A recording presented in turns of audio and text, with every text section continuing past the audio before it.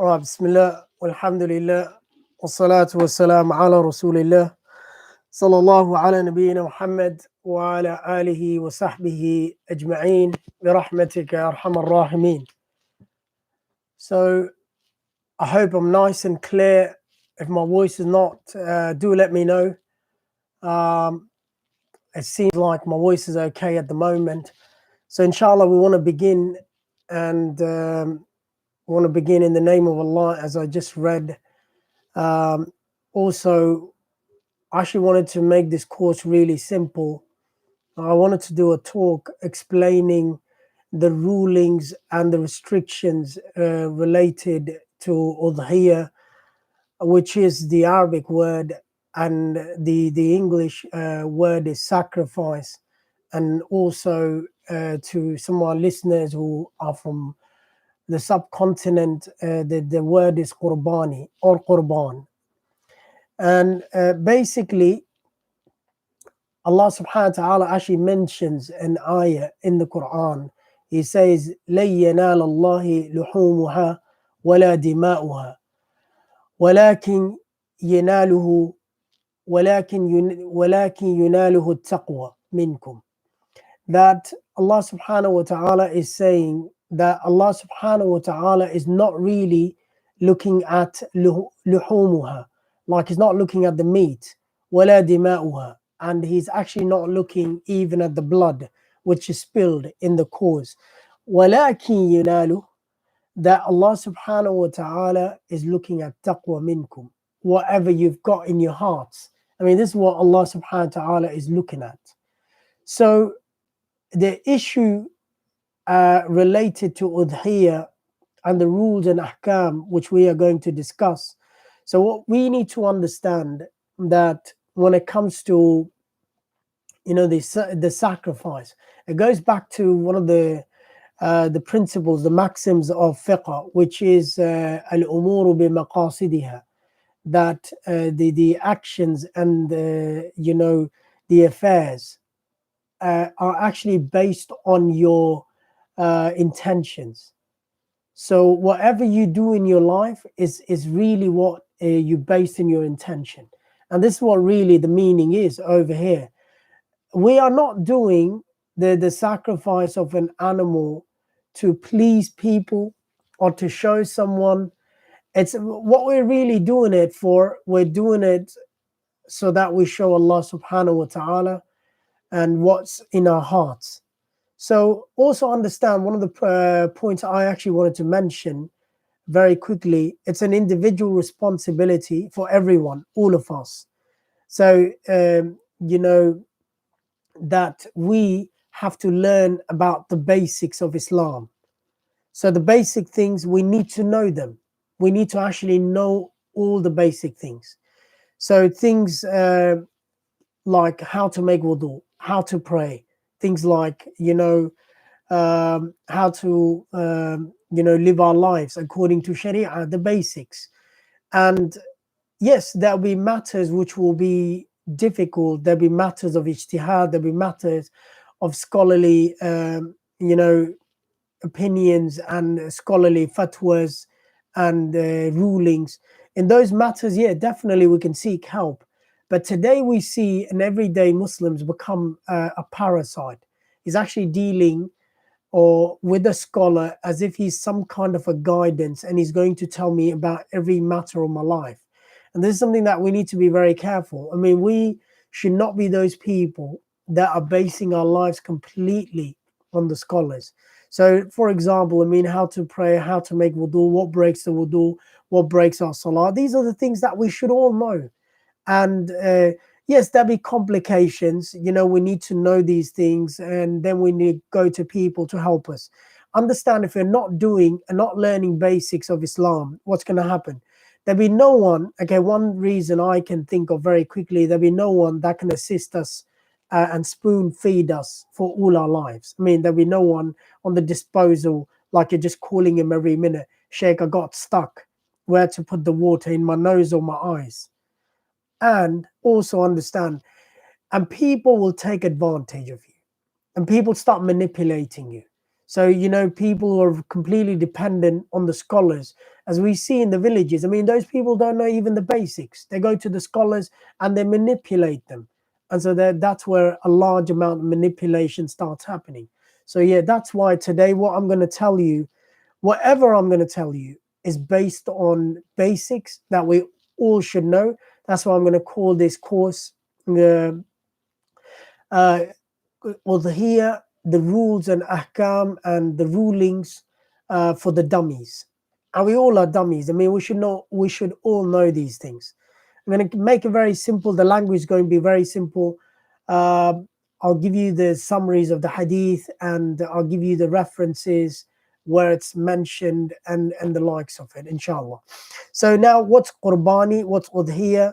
And so simple meaning of that, it's an individual responsibility of everyone that has the means to offer that sacrifice to get closer to Allah. It's an individual responsibility for the ones who have the means, and it's a way to get closer to Allah. Like لا ينال الله لحومها ولا دماؤها. Like, it does not, as we said, it's not the meat, it's not the blood that's reaching Allah. ولكن يناله التقوى منكم. That what reaches Allah subhanahu wa ta'ala is what's in your heart. I mean, what your intentions are. Now, is it fard? Is it wajib? Is it sunnah? Is it sunnah mu'akkida? Now, what I say that, and that's the opinion I believe is the most strong opinion, I believe, that Rasulullah sallallahu alaihi wasallam never missed. When it came to udhiyah, he always did it, and he never missed a year. Since he came to Medina, he would always sacrifice for the sake of Allah, and he made it, and he also encouraged people to do that. Now, is it wajib? I would say it's not wajib. Why? Because we've got the hadith of Umar and Abu Bakr radiallahu anhum, where Abdullah ibn Umar narrates that there were years which Abu Bakr and Umar were not doing udhiyah. And the Sahabas were confused, and they asked, I mean, why don't you do it? We saw Rasulullah never miss it. So they said, we don't do it always so that you people don't start thinking it's a fard. It's something that's fard. And that's something that we see in our Pakistani community. MashaAllah, Udhiyah is fard for everyone. If you don't do it, you've been ostracized in the community, and you've been called names that, oh, you didn't do it, and you've got the means. And I would definitely say Umar and Abu Bakr radiallahu anh, they were the khulafa. They had the means to do it, but they avoided it just to make it easy for the people as well, so that not everyone is compelled. I mean, there are people who don't have the means, and that's what we see in Pakistan as well, and India and all these subcontinent countries. Like, people are going through ultimate hardship, and they just want to make this happen, and they do think it's a big event. So it is a big event, don't get me wrong. It's sunnah mu'akkida, like something that should not be missed if you've got the means. But also do not elevate it to a status of fard, where you did not do it, so you'll be punished for that, and also there'll be a curse on you. And there is a hadith which is mentioned in the books. It says, "Man kana lahu sa'atun wa lam yudah fala yaqrabanna musallana." That whoever had the ability to sacrifice, and if he did not do so, then he should not approach our musalla. Yeah, that's a very, very important hadith there, which is actually mentioned in Musnad Ahmad and Ibn Majah as well. So very important hadith. And also, so we need to understand that this is something which is sunnah mu'aqqida, and something that we should not miss if we've got the means. Now, question number 2, normally that will arise, and people will ask you, so who does the qurbani? Who does the udhiyah? So we've got a very, very common narrative, a notion that floats around in the community, that Ud'hiyah is done by the people who are Ahlun Nisab or Sahibun Nisab. So basically, the people who give zakat. Now, that's the wrong notion. It's actually not that. It has got nothing to do with people who are Sahibun Nisab or the people who zakat is compulsory. Because, see, people, and there's no riwayah to back that up as well. And to my knowledge, where I have read the books and I've also heard the scholars as well, there's nothing that actually backs that opinion. Everyone's different. You will be sahibul nisab. Let's say you are the one who pays zakat. But there are times when you're in a difficult situation. At the time of Zil Hijjah, you've got so much outstanding that you need to be clearing on. You've got no money at that point in time. So you're not going to go out of your means to actually just go and put yourself into difficulty in order to do that. And also, we need to understand in this current lockdown, many people have suffered, and they've gone through many strains as well. And as this religion's easy, we need to not remember my khutbah that I gave, or that inna ad-dina yusr, that this religion's very easy. وَلَنْ يُشَادِّ الدِّينَ إِلَّا غَلَبَ. If anyone tries to be extreme in the religion, it's going to take over them. So we should find, not saying in any way or form that we should avoid this action, but if you're in difficulty, don't put yourself into difficulty in order to get closer to Allah. In the process, you may indebt yourself and you probably will start cursing. Why did I do it? I'm not doing it from my heart, and you're not really feeling it when you're doing it. So the other question, the third one, the most important, when it should be done. I mean, it should actually be done after the prayers of Eid. So the first action we do is we get ready, we go for the Salah of Eid, and after we finish the Salah of Eid, what do? We do Qurban after that. And this is also mentioned in the hadith of Rasulullah sallallahu alaihi wasallam. It's mentioned in Bukhari, "Man kana dhabaha qabla salati فَلْيُعِدْ," that whoever sacrifices before the prayer, he should repeat it. I mean, his sacrifice is actually not valid.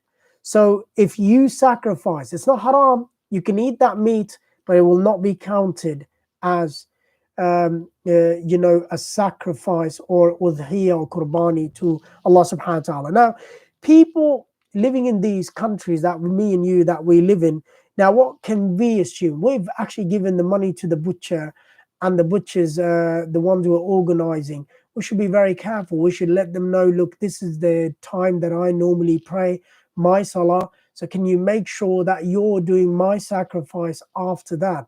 Because it's very easy for the butcher. I mean, they will probably go and organize all the sacrifice of the animal in the morning, early morning, and some of us have not even prayed. Now, this is our obligation to vouch for that. We can't just say, I've given the money to the butcher, and the butcher's only making money. You need to understand that. He's not going to be going out of his way in order to make sure that he's following those rulings. Now, me and you, it's my job, your job, to actually specify that. Also, then we've got people that are fighting on the moon as well. So we've got people that are doing Eid on a day earlier, then they're doing Eid on a day later as well. They got two Eids, which is going to be the case this year as well. There'll be Eid on the 20th and there'll be Eid on the 21st as well. God willing, inshallah. 11th will be the start of Zul Hijjah. For some people, 12th will be the start of Zul Hijjah. So the Eid for the ones who started on the 11th is the 20th, and the ones who started on the 12th will be the 21st. So the Pakistanis should be very careful, because your Eid's very likely on the 21st. So whoever your butcher is, make sure you let them know that you want the sacrifice to happen on the 21st. And it should not be done before 7 or 8. That's my time for prayer. So this is something that we need to. Now the Qurbani or the Ud'hiyah, the animals. Now there's many hadith about, what is something that we can, what is required in an animal. So I've just summarized all these hadiths. There should be no faults, no defects. And you need to make sure that you thoroughly check your animal. It's like, you can't just say, look, I trusted the person. So I want to give you a very lame example very quickly. I mean, when you go to buy your cars, you don't just say, I trusted the dealer. You make sure you're looking at the lights, you're driving that thing as well. You're sitting, you're checking the lights, you're the indicators, you're looking at the odometer, you're looking at all these other things, the locks and everything, winding the windows up and down. What goes wrong when you're going to buy an animal? I mean, it's probably not the case for most of us, but if you're back home, I mean, take your goat on a test drive as you do for your cars. I mean, not really sit on it. I mean, just hold the rope and you take it for a walk and see, it looks healthy, and it's something which is really a fresh and a good animal. It's not just something which is lame, something which is tired, something which is faulty or defects, or some animal like that. So this is something that we need to be very, very careful. And the animal should be beautiful. They should be looking good, also without any defects. And the hadith of Abu Dawood says not to sacrifice 4 kinds of animals. Okay, this is very, very important. Now, this is the hadith which is mentioned in Abu Dawood. And Rasulullah sallallahu alaihi wasallam mentions this hadith. It's mentioned, as I said, in Abi Dawood as well. The hadith is mentioned. It says it's reported by Al-Bara, and it said, one may not sacrifice a lame animal whose lameness is clear. So one-eyed animal has clearly lost the sight of its one eye. A sick animal whose sickness is apparent, and an emaciated animal which is no mind due to severity of he's lost his mind, and that kind of like someone really tired, like he's really old, he's completely lost it, and that kind of animal. So we're not allowed to do that. So this is something that we need to be very, very careful, or when we are sacrificing the animal. So again, very quickly, now, how do I know if someone's blind? Okay, if an animal is blind, or if it's got one-eyed or is cross-eyed, how do I know? It's very easy. I mean, it's like, the humans, when we bring our hands close to the face, there's a reaction, they move. So it's easy. Goats don't have 2 eyes as we have right in the front of the face. They've got eyes on the either side of the head. So, you can bring your hand closer to the face, and if the goat moves and the reaction it shows, it's clear that it's not, it's not someone who's lost, who's one-eyed. And then looking at the lameness, very easy. You can really look at someone if they're sick, or if it's not energetic. Very easy to find out again. And also, if we were to look at something which is old, and these signs are very, very easy. They're very apparent. And we sometimes, what we do, we're looking at a pocket, and back home we just want to buy the sick animal, the cheap one. Okay, that's cheap, that's lame. Okay, it's okay, I'll just get it. Allah knows my intention. And we get this skinny animal, and he's really tired, and he cannot literally move.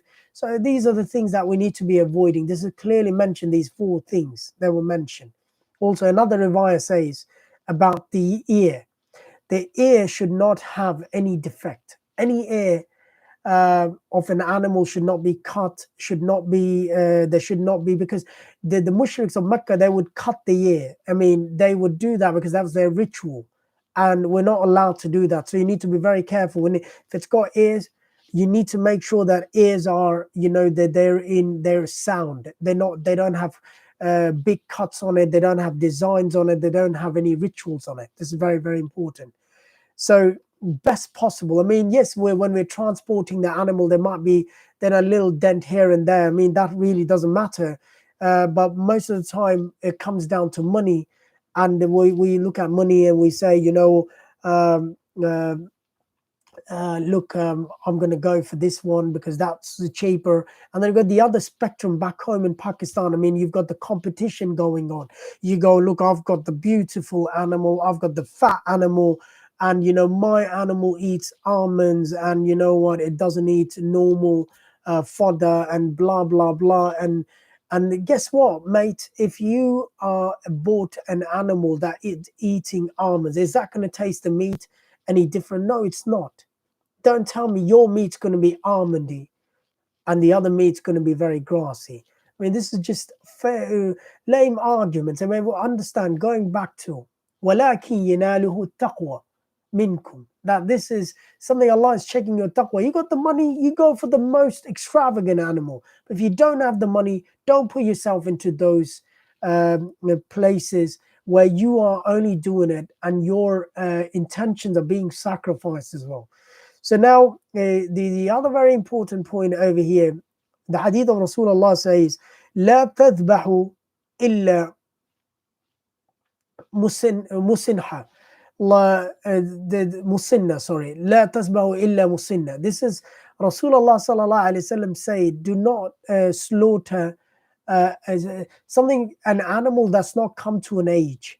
Like, it's very important the animal has come to an age. How do we find out the animals come to an age? People have used a hadith which speaks about, this is a hadith actually mentioned in Bukhari, which actually is about your sheep. It's about Abu Burda. He asked Rasulullah sallallahu alaihi wasallam, I've got a domestic animal aged 6 months and 1 year, and he says slaughter, but when it comes to sacrificing the animal, it should not be a young animal. Over here, the musanna actually, what it means is that they should have lost their early teeth, their first grown teeth, and they should have gone into their second batch of teeth. In the animals, but every cattle, what cattle is, when they have the teeth grown, these teeth are remarkably bigger than the others. That's very easy to see. So mostly, what can you do when they've got 2 teeth and they come into sets? So I don't know if you've ever bought an animal, you can just open the mouth and you can see they'll have these 2 front, the bottom 2 teeth, and they'll be slightly bigger than the other teeth in the entire mouth. And also it could be 4 and 6, and they come in sets like that. So this is an issue about teeth over here. And also, very quickly, the animals that we can slaughter, it could be a goat, it could be a sheep, it could be a lamb, it could be an ox, it could be a buffalo, it could be a cow, it could be a camel. So all these animals are there. We can slaughter, and there is no issue whatsoever with that. Now, apart from that, other animals should not be slaughtered because they're not mentioned in the hadith. Don't come and I did a sacrifice for a chicken or a goose, and I'm sorry, but you could definitely eat that, but that's not going to be counted as a sacrifice. And so now it's very important that the teeth should be looked at, because some places the goat or the sheep or the lamb may have teeth grown after a year, some places after 2 years, because depending on the climate. Okay, well, we need to be very, very mindful of these things, because there are the basics of sacrificing an animal, the qurbani or ud'hiyah. So how many say, can I do the sacrificing of a male and a female, or can I do both, or it has to be male? Look, you can sacrifice a male or a female, and it really doesn't matter. I mean, Rasulullah put no restrictions. It could be a goat, it could be a female goat. There is no problem whatsoever. Now, it comes to the portions. When it comes to sheep, lamb, goat, it's only 1 portion. When it comes to cow, it's 7 portions. When it comes to camel, it's 10 portions. And there's a difference of opinion, but 7 portions for a camel in the time of Hajj. But in the time of Ud'hiyah, when it's Qurbani, then it's 10. So that means 10 families could participate into a camel. So now the skin of the animal another important point that you need to remember: the skin of the animal cannot be sold, and it is clearly mentioned to the hadith of Rasulullah sallallahu alaihi wasallam, don't sell the skin or the meat of the sacrifice animal. It's there for you to enjoy it, and it's not. So basically, you could give the skin away as charity, but you can't make money from it, because that. And so you can do sadaqah with that skin. You can give it to the masjid. You can give it to social services. You know, there's a famous saying back home. You know, no matter what you do, whatever you do with your sacrifice, but the skin has to come to Altaf Hussein. So I mean, well, with all due respect to you know, Altaf Hussein, if he's doing some social work, there's no problem in giving him the skin. But if he's not doing any social work and is only building his own castles with that, I mean, I would say then definitely avoid it, because that was not going to the right cause. Now, can we sacrifice a pregnant animal? Yes, we can. What do we do with the baby or the fetus? The baby has to be sacrificed as well.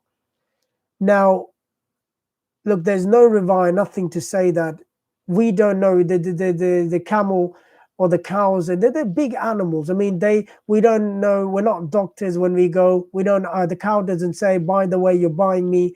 I'm pregnant. I'm carrying a baby, so please buy my neighbor. It doesn't happen. I mean, we don't know what's in there. So if we cut the animal, a cow, the baby's in there, slaughter the baby as well, and you're allowed to have both of them, and you should sacrifice that. Now, the other one is a very, very important one: the desexed animal, which is a goat or a lamb. Goat's very, very famous, so common in goats. I mean, we say, oh, we can't have a desexed goat. And why we do that, there's a purpose that people do it, because they can be used for carrying goods, and they're not going to be wandering off, because they're not going to be attracted towards the female gender. They'll be more useful, and that's done very commonly in our countries that we live in, to the cats and other things. And the Urdu word for that is khassi. I mean, that's the word which is used. So, and a lot of people, the scholars, have said, oh, it's makruh, it's this and it's that. Did you know that the last sacrifice that the Prophet did, and it's mentioned in the hadith, it was white and black, and it was a desexed animal, a goat. That's what he did. And if it was that bad, why would he do that? I would say from this hadith, it was sunnah. He actually did it. So anything the Prophet did, his actions are sunnah. Now, today we look at people, they say, look at these people, they've lost it, and they're going after the desexed animal and blah, blah, blah.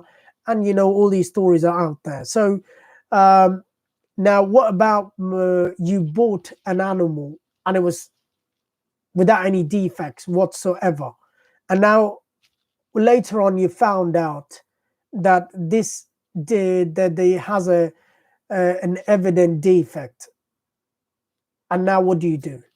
Now there's a da'if riwayah which is there, which says a wolf ate a part of one of the sacrifices which was for sacrifice, and Prophet allowed that, and he said to do it. But you know what, the most authentic thing over here, if you've got the money, if you've got the means, buy another animal. Buy another animal. Allah has given you the money. Go get another one, and also sacrifice this as well. But if you don't have the means whatsoever, I mean, you can sacrifice this thing because you tried your best and you found the defect later on, or it was evident later on, or it was done in transportation, or it happened after it arrived. So in all those cases, I mean, you can sacrifice it, but if you've got the means, you can definitely buy another one. Also, we're talking about big defects. I mean, not little dents or things like that. I mean, that would not change any process, but we're talking about big defects. So also, can I pay the butcher with the meat or the skin? Ali radiallahu anh actually was told by the Prophet, that's a hadith also mentioned, that do not pay the butcher out of the meat and the skin. Pay him separately But if you wish, you can give him meat as gift. You can give him the skin as gift. So this is something. And also, if Allah has, this is the other question that's always asked, that how many sacrifices should we have for the entire family? And this is where one of the Sahabis mentioned the hadith. Don't know the name of the Sahabi, it's not in my head, but he said that يُزَحِّبْنِي أَنْ يَأْتِ عَنْهُمْ وَعَنْ أَهْلِ بَيْتِي, that I sacrifice one goat and that suffices for the entire family. Now, today we've got many issues in our communities. I mean, this is a question that's always raised. But my wife, I have to give, because she has her gold. I have to do one for her. I have to do for myself. I have to do for one for my mum, one for my dad, one for this, one for that. And we make it very difficult for ourselves. And we always have this regret. You know what? This year I'm not doing it for myself. I'm doing it for my wife. I'm doing it for my dad. I'm doing it for my mum. I'm doing it for this. I'm doing it for that. And basically, what happens? We're not doing it the way. And we always say, regret. I didn't do it for myself. I do it for myself. Next year I do it for my dad. Look, it's simple. One family. If you live in one household, in one shed, your mum, your dad, your wife, your children, one is enough. And this is what Rasulullah sallallahu alaihi wasallam did. The last sacrifice that he did was one for his entire, he had 11 wives. 11 wives himself, and one he said for my ummah, the ones who were not able to do sacrifice. He did 2 goats, and that was the 2 lambs, and that was known. So this is something that we make it hard for ourselves. And also, when he had the money, we've got the Hajjatul Wida, he actually did 100 camels as well. Also, we know that he also sacrificed an ox as well, or a buffalo, whatever it was. I mean, so he sacrificed, which had 7 portions, and he sacrificed 100 camels as well, that had 10 portions in it.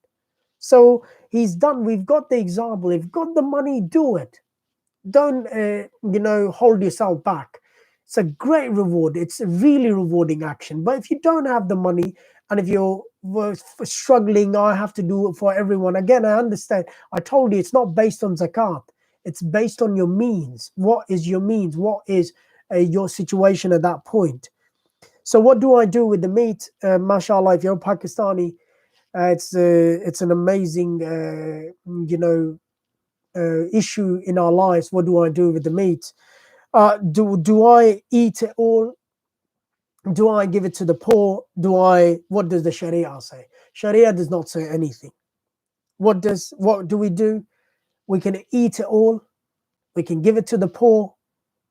And that's what happens. I mean, back home, you have to have 3 portions, one for your relatives, one for the poor, one for yourself. Now, this poor thing actually wants to give all away. He doesn't eat the meat. But no, you have to eat the meat. Now, imagine if he slaughtered a camel. Now, that's 1 portion he's going to keep. If he's going to divide that camel, the 10 portions, into 3. So he will literally has to eat out of 3.25 of that meat of the camel, portions of the camel. And probably he doesn't eat that. He wants to do a charity. So there's nothing in the Sharia that gives a clear indication. It's a good practice to give a share with the poor people. We live in this country. Are we able to do it? Not really. We're not going to be able to do it. Why? It's very hard to find poor people. We're going to go out. We may not find any poor people. And then we get distressed and we're not eating. So yes, I mean, the hadith of Rasulullah sallallahu alaihi wasallam there is the kulu wa daqiru wa tasaddaqu, that he said, eat, store, and give it in charity. So also the scholars, some of the scholars who say the 3 portions, they're based on the ayah in Surah Hajj, which is for kulu minha wa at'imu qani'a wal mu'tar, that you eat from it and also feed the needy and the beggar, the ones who are asking for it and the ones who are not asking for it. So that's what they say. That's why they say there are 3 portions in it. Can we give it to non-Muslims? By all means, I say we can give it to the non-Muslims. Yes, why? Because see, at times we live with people and our neighbors. If someone will be benefiting. We can spread this religion by, when we share food with people and we're giving it to them, and they like, they feel more belonged. They're like, what, they're sharing their food with us, and that would soften their hearts towards the religion. And also our actions are the something which is should be really the highest of the things in order to get people closer to religion rather than preaching people. How many days is Ud'hiyah? It says kullu ayyamin, that all the days, tashriqin zabiha, that all the days of tashriq are zabiha. So what does that mean? There are 3 days of tashriq and there's 1 day of nahar. Nahar is the day when we spill the blood, and tashriq are the days when we enjoy the food. And that's why in Sharia, remember, 5 days we can never fast. The day of Eid, Eid al-Fitr, the first day; the second day, Yawm al-Nahar, the second day of Eid; the second Eid; and the 3 days of eating, which is the 11th and the 12th and the 13th. So yes, we can sacrifice for these 4 days. I mean, if you live in Pakistan, definitely, if you sacrifice on the 4th day, you're going to be butchered by the community. Look at this deviant who is sacrificing on the 4th day, sacrifice only for 3 days. That's what we've heard.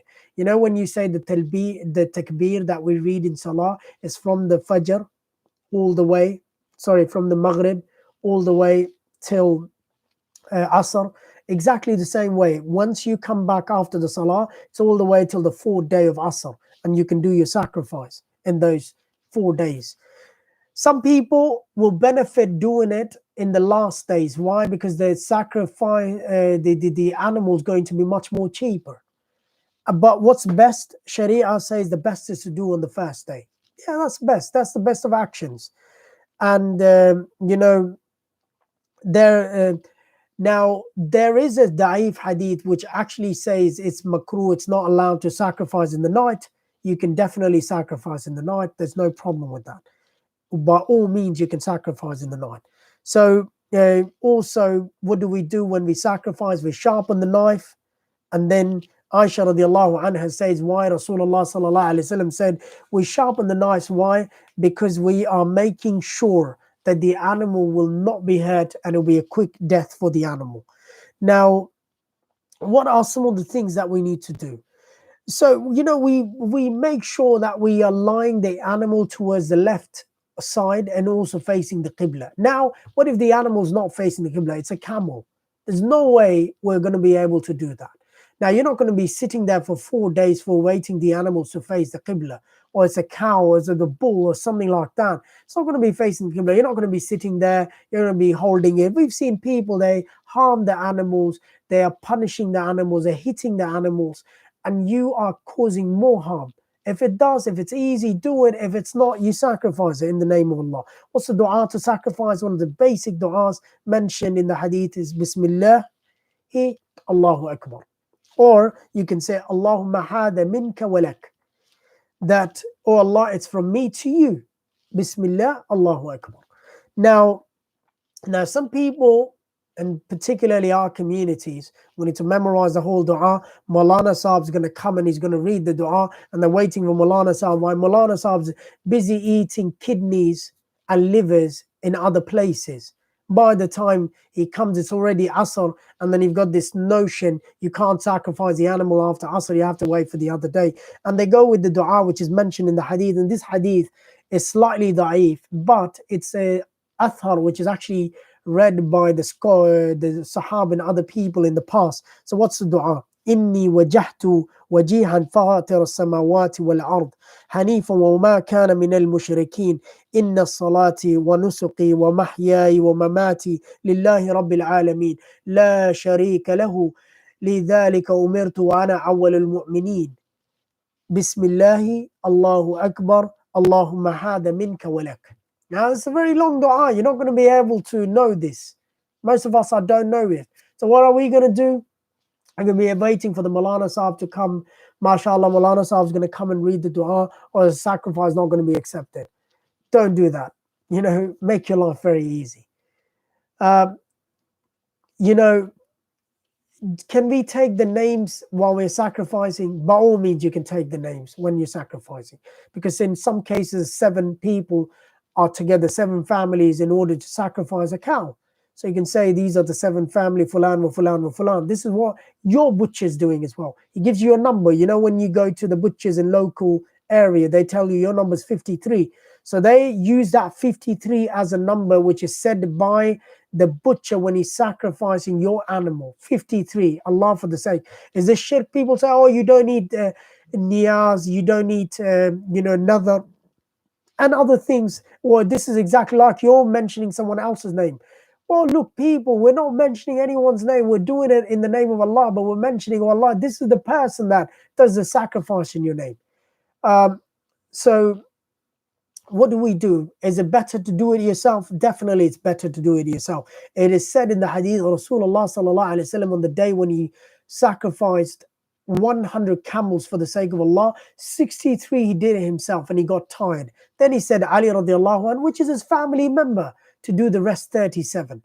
So again, another question, do we need to be in wudu when we're sacrificing?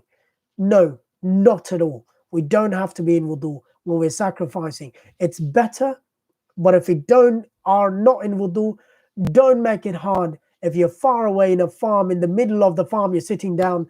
By the way, I just passed the wind. Where is the tap? And I need to make wudu. Well, you're going to be going back a long way to make wudu. Look, make your life easy. You don't have to worry too much about that. So a man and a woman, we both do it? But you know what? Anyone can do it. A man could do it, a woman could do it. And I actually wanted to say, encourage your women to do it. Why? Because these are the mothers and they're raising our children. Today we see our mothers are scared of everything. And I said, the cockroach comes in and they're scared. And it leaves an impact on our children. What happens? The children are also scared of cockroaches. And I'll give you a story very quickly. There was a lion who got lost when he was a cub, and he was raised by the goats in the town, and he became like them. One day a lion attacked the goats, and this lion was with these other goats, and he started running with the goats, and the goats said, "Why are you running?" He said, "Isn't the lion attacking?" So, not realizing who we are and the potential of humans, and then we're just scared of everything. So I would say, look, encourage your wives to do it. The Sahabiyas did it. There is proofs for that. Also, people ask, what's the best of the animals? What's the best? It is said the best of the animal is the one which has most meat, and also that benefits a lot of people with the meat. Many people can eat from it. That's the best of the things. If you've got the money, as I said, the best is on the 10th, you got the money, you do it, you do multiple. But if you don't have the money, one suffices for the whole family. Don't make it hard for yourself. You've got the means, you want to do more, by all means do it.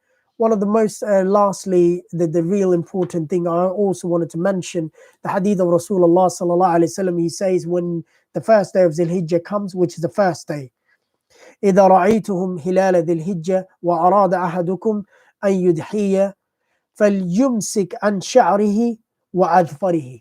That when the day of Zil Hijjah is established and the moon is seen, that this man who's doing the sacrifice should not, and this hadith actually is mentioned in Muslim, and it's an authentic hadith. So basically, you're not allowed to clip your hair and your nails. You can't do it now. You can't clip your nails or cut your hair. You cannot. Why? Because this is now, you want to be in line with the people who judge. There's a rationale behind it. Why? Because the Hujjaj, when they're in ihram, they're not allowed to do certain things. So you're feeling the same while you're also sacrificing for the sake of Allah. That's your intention. You got your animal, and you're also feeling the same. Well, some of their pains as well. So inshallah, I hope I've covered it, and these are some of the things. If you've got any question, I'm more than happy to take questions now. If not, we'll call it off, and inshallah in tomorrow or on Thursday, I will actually talk about the virtues of Zil Hijjah. How can we maximize our benefit? It seems like we're not going to be out of lockdown. Gladys is not really glad with the results. So she probably is more likely to put us in lockdown, and we're looking at another Eid without the community. I think that's the plan, because they do understand about the rituals. So really say something in the comment box if you've got any questions. More than happy to take questions. If not, as I say, we'll call it off. We ask Allah subhanahu wa ta'ala, whatever mistakes that were done by me, look, these are the mistakes by me. I'm a human, and whatever message was related according to the Sharia, and that's what Allah allowed me to do it in that way. And there's nothing of my, strength in doing that. Allah allowed me to do it, and I did it in that way. So inshallah, as I said, if you've got any questions, please ask. If not, we'll call it off. And I do understand it's late in the night, but I hope some of you stayed back and you benefited. I think that's it. No one's got a question, so I call it off, and I ask Allah subhanahu wa ta'ala to help me and you, and to guide all of us that we do the right thing and we do it for the sake of Allah. أقول قولي هذا استغفر الله لي ولكم فاستغفروا الله إنه الغفور الرحيم.